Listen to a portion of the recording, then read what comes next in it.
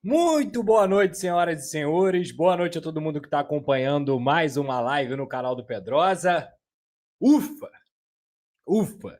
O Gigante venceu novamente 4-3 diante do Vitória em São Januário. Chega a ser o terceiro jogo, inclusive, seguido vencendo em São Januário.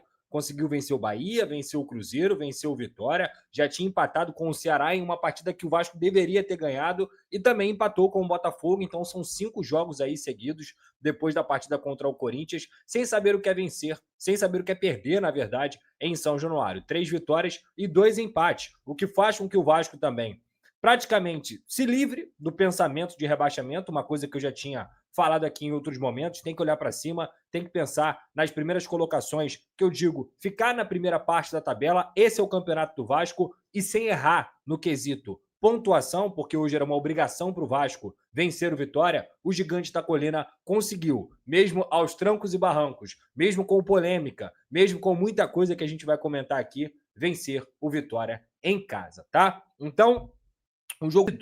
União Vaz Bahia. União Vaz Bahia. Vambora.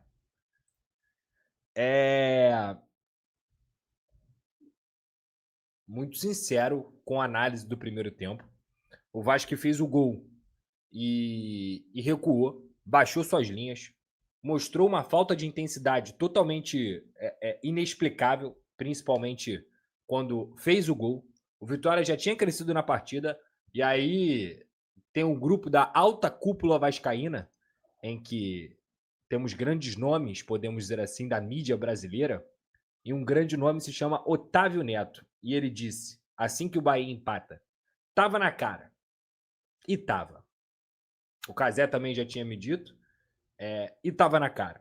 O Vitória, ele já tinha conseguido chegar algumas vezes, já tinha conseguido fazer algumas jogadas um pouco mais perigosas. Só que o gol que o Vasco toma é um gol tão bobo, cara. É um gol tão. E eu fiz questão de rever, né? O Tietchan sai para dar o combate, o Nuno, no pé de ferro, ele perde a bola. E o combate que o Tietchan deu, ele foi, assim, meio perdido, sabe? Aliás, o Tietchan é um jogador que, para mim, ele é um bom jogador, tá? Ele é uma das boas contratações que o Vasco fez nessa temporada. Mas tanto na partida contra o Palmeiras quanto na partida de hoje, ficou muito claro que ele está fora de ritmo. E o Tietchan não é um grande marcador. Ele é um cara que tem intensidade, ele é um cara que tem velocidade, sai muito bem tanto com a perna direita quanto com a perna esquerda, não sente jogo, é um cara que foi campeão durante toda a carreira dele. Mas claramente ele está fora de ritmo. E quando o Vasco teve o seu melhor momento da temporada, que foi com o Hugo e com o Barros na posição de volante, o torcedor do Vasco se acostumou a ter dois jogadores que estavam brigando por praticamente todas as bolas. Todas, tá? Então, eu acho que nesse momento, a volta do Tietchan tem a ver com a necessidade, principalmente pela falta do Carlos Cuesta, e aí você recua o Hugo Moura para a zaga. Mas nesse primeiro gol, eu acho que ele foi muito mal na leitura da jogada. E aí o Vasco toma a bola em profundidade. Não dá nem para dizer que a culpa é só da zaga. Quando a gente vê o gol de forma geral, o Paulo Henrique está espetado lá na frente, o Hugo Moura está marcando o atacante do Vitória. E aí o espanhol do Vitória, esqueci até o nome dele, o nome até é engraçado, Canta La Pedra, acho que é esse, Canta La Pedra, acaba conseguindo atacar a profundidade do Vasco e o Vitória empata. O maior problema não foi só o Vasco estar jogando mal. O Vitória não só empatou, como rapidamente conseguiu a virada, numa bola aérea. E aí sim, acho que tem um erro ali conjunto do próprio Paulo Henrique, do Paulo Henrique não, perdão, do Hugo Moura. O Verratti também não consegue acompanhar naquele momento ali, mas a lambança é geral. É geral. O ponto positivo desse gol que o Vasco fez foi, primeiro, mais uma vez o Paulo Henrique participando de gol, fazendo um belíssimo cruzamento para o Nuno Moreira. E esse cruzamento também acontece num gol muito parecido com o que aconteceu do Ryan. Verratti atraindo a marcação. Aquele gol contra o Cruzeiro, o Verratti atrai a marcação do Cruzeiro. Os dois defensores do Cruzeiro vão para cima dele. E dessa vez, novamente, o Verratti consegue atrair a marcação. E o Nuno, infiltrando, mesmo jogando de ponta, infiltrando como um centroavante, consegue fazer o gol de cabeça. Ponto positivo. Depois dali, só. Teve uma jogada que o Ryan tentou chutar de fora, chutar ali no momento que ele entra dentro da área, e só. Vitória foi melhor que o Vasco no primeiro tempo. Vitória virou o jogo com toda o merecimento, digamos assim, e o jogo do Vasco ficou morno. Não só morno na intensidade, na ofensividade, mas principalmente no seu sistema defensivo. E aí fica muito claro que a chegada dos reforços ela foi muito importante para que o Vasco pudesse sair desse inferno que era a zona do rebaixamento, que era perigar ali da zona do rebaixamento. Como eu disse aqui para vocês, o Vasco consegue 3 vitórias seguidas dentro de São Januário. Ganha do Cruzeiro, ganha do Bahia e ganha do Vitória. Além de ter empatado com o Ceará e ter conseguido também um resultado positivo contra o Flamengo no Maracanã, conseguindo pontuar fora de casa, digamos assim. Quando esses jogadores, seja o Barros, seja o próprio Carlos Cuesta, não jogam, ou o Robert Renan, se não tivesse jogado hoje, o Vasco sente muito. Quando esses jogadores não jogam, o Vasco sente muito. E quando você volta com o Hugo Moura para a zaga, você tem o pior do Hugo Moura. O pior. O melhor momento do Hugo Moura foi quando ele jogou ao lado do Barros como segundo volante. No jogo passado, ele fez um jogo vergonhoso contra o Palmeiras e no primeiro tempo, como zagueiro, ele poderia ter falhado de novo. Ele falhou, ele furou uma bola, gente. Ele furou uma bola que ele entrega o que seria, naquele momento ali, se não me engano, o terceiro gol do Vitória.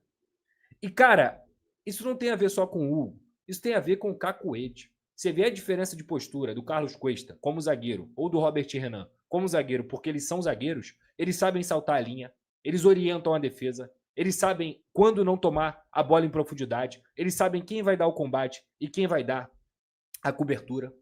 Então, é muito claro que o Vasco cai muito de rendimento. E caiu de rendimento mais uma vez, defensivamente, por quê? Porque teve o Hugo Moura na zaga e o Tietê, para mim, muito abaixo do esperado na partida de hoje, sem dúvida alguma.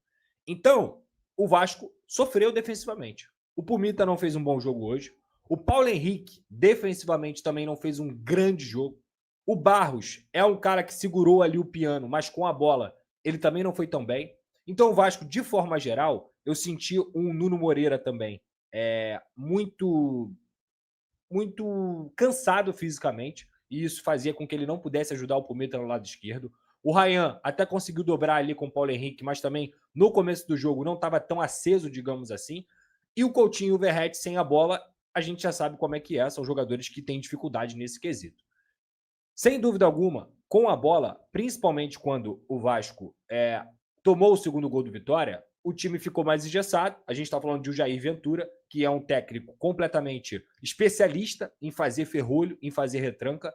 E daquele jeito que o campo estava se desenhando, com o Verratti dentro de campo, com o Nuno um pouco apagado, com o Ryan tentando muitas vezes sozinho e com o Coutinho que ainda não estava ligado o suficiente, seria muito difícil. Muito difícil. O cenário ele era tenebroso naquele momento ali. Por quê? Porque o Verratti não estava participando com bola, mais uma vez deixando a desejar, mais uma vez sendo um jogador praticamente nulo no momento ofensivo, e até mesmo os cruzamentos que o Vasco estava tentando, ele não estava conseguindo aproveitar. E a minha expectativa, e até comento isso com o Cazé, eu falo, Cazé, de verdade, se não tirar o homem, vai ser difícil. O Vasco precisa de movimentação. O Vasco precisa de jogadores que possam atacar a última linha, tanto pela ponta quanto na profundidade pelo meio. Vai ter que tirar o homem. Só que o Diniz, ele volta com uma substituição que na minha cabeça ele nunca faria. E eu até tinha comentado com o Cazé. Falei, Cazé, sabe para quem que tá esse jogo? Lucas Piton. Tem que botar o Piton. Porque se não botar o Piton, o Vasco vai ter dificuldade no terço final. E com o Verratti em campo, aí mesmo que ele não vai aparecer. Só que ele voltou com o Piton e ele voltou com o Carlos Andrés Gomes. Aí eu gostei muito. A insistência que ele tem tido no Verratti, a quantidade de jogos em que ele tem tentado dar confiança pro Verratti, porque para mim, gente, tá claro, tá? Tá claro. Você pega o Fernando Diniz, todas as aspas que ele dá, todas as declarações que ele dá, tá muito claro em todos os questionamentos que ele tem mantido o Verratti muito mais para tentar dar confiança para que ele volte à boa fase do que, na minha visão, ele realmente acreditar que o Verratti tem melhorado o time do Vasco. Eu não acho que ele acredita nisso. Eu acho que é uma questão de olhar para aquilo ali e falar assim, opa, eu preciso recuperar esse cara, porque ele é um líder, porque ele é dedicado, porque ele ama o Vasco, porque ele tá sofrendo com isso, e eu não posso tirar ele nesse momento. Porque se eu tirar ele nesse momento, a gente vai perder o Verratti. Essa, para mim, é a cabeça do Diniz. Essa é a minha opinião, é a minha visão dos fatos. Só que não tá dando, gente. Assim, o Vasco, ele melhora consideravelmente quando o Verratti sai. E não tem coincidência. Primeiro, o Lucas Piton entra muito bem na partida, voltando de lesão. Ele acerta praticamente tudo. E eu não tô falando só do gol, do cruzamento do gol, em que ele é impecável, mas eu tô falando na partida inteira. O Piton entra e muda o setor esquerdo do Vasco da Gama. O Carlos Andrés Gomes entra muito bem, dando velocidade, dando força, e ele coloca o Ryan como centroavante. Ele coloca o Ryan para fazer essa movimentação, para atacar a última linha, para jogar como um centroavante mesmo, como um 9. Um 9 capaz de associar mais com o Coutinho, um 9 capaz de associar mais com os companheiros que estão ao lado dele. E a resposta veio rápido. O Carlos Andrés Gomes consegue fazer a jogada de linha de fundo, velocidade, força, pensamento, porque é muito fácil você ter um ponta que corre, que só corre e só corre. Não, o Andrés Gomes, ele erra, tá? Ele erra porque ele acredita muito no potencial dele. Acho até que ele prende a bola algumas vezes, mas ele tem potencial no terço final. Então ele corre, consegue fazer a jogada numa bela assistência, numa bola do Paulo Henrique, o passe para assistência, digamos assim. Inclusive é uma bola que foi encaixada algumas vezes. Paulo Henrique conseguiu colocar essa bola ali pelo lado direito algumas vezes, melhorando, quebrando a linha, a área e tudo mais. Cara, não era para ter sido expulso. Hoje, depois de tanto tempo sendo prejudicado dentro do campeonato, o Vasco foi beneficiado hoje. O Lucas Jalter não era para ser expulso. Essa que é a grande verdade, tá? Grande verdade. Assim como o Vasco foi prejudicado em muitos jogos, muitos, de diversas formas. Mas isso a gente vai esbarrar aqui, mais uma vez, entre tantas outras vezes, na arbitragem do futebol brasileiro. O que o Marlon falou ontem, não sei se todo mundo aqui teve a oportunidade de ver, mas a entrevista do Marlon do Grêmio, ela é impecável. Impecável, assim, é de uma eloquência, é de uma tranquilidade para falar que, geralmente, quando você é prejudicado, eu acho que você olha e só tende a pensar no seu próprio time. Tá aí, você vê nesse momento as palavras de Lucas Pedrosa, analisando um pouquinho sobre Vasco da Gama 4, isso mesmo, e o Vitória 3 pelo Campeonato Brasileiro.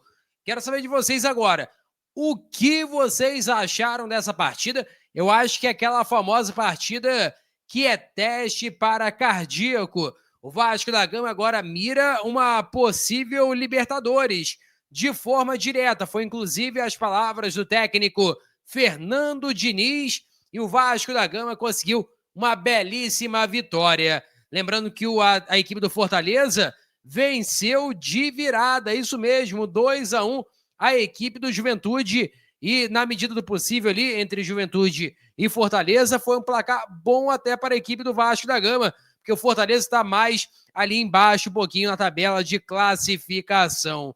E o Vasco hoje, podemos dizer que está bem mais livre ali da situação envolvendo o rebaixamento. O Vasco está em 11º lugar com 33 pontos em 27 partidas. Se o Vasco da Gama vencer aí umas 3, 4 ali, começa a melhorar muito a situação visando a Libertadores. Você está confiante ou não no Vasco na Libertadores em 2026? Quero saber a sua opinião.